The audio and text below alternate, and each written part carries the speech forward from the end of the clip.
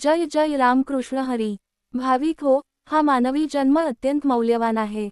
आपण रोजच्या धावपळीत, व्यवहारात, संसाराच्या गुंत्यात इतके अडकतो की जीवनाचे खरे ध्येय विसरतो. तुकाराम महाराज सांगतात, संसार करा पण संसारात अडकू नका. हात कामात असू द्या पण मन नामात असू द्या. महाराज म्हणतात की खरे धन म्हणजे भगवंताचे नाम. पैसा, मान सन्मान, पद हे सर्व नश्वर आहे. आज आहे, उद्या नाही.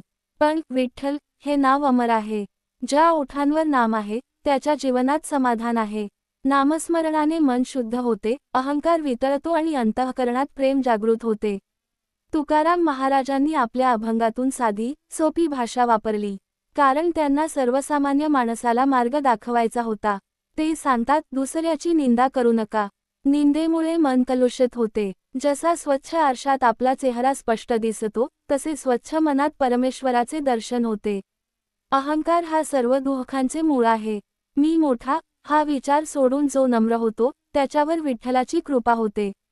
महाराज स्वतः म्हणतात, तुका म्हणे, आम्ही भिकारी देवाचे. ही नम्रता आपल्याला शिकण्यासारखी आहे. संकटे येतात, अपयश येते, लोक टीका करतात. पण श्रद्धा ढळू देऊ नका. तुकाराम महाराजांच्या आयुष्यातही अनेक अडचणी आल्या. त्यांच्या अभंगांची पोथी नदीत फेकली गेली. पण त्यांनी विश्वास सोडला नाही. आणि चमत्कार घडला, पोथी पाण्यावर तरंगत परत आली.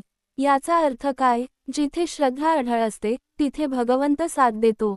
महाराजांचा संदेश स्पष्ट आहे. सर्वांवर प्रेम करा, सत्य बोला, दया ठेवा, नामस्मरण करा. जीवन क्षणभंगूर आहे. आजचा श्वास आहे, उद्या नसेल. म्हणून प्रत्येक क्षण चांगल्या कार्यात घालवा.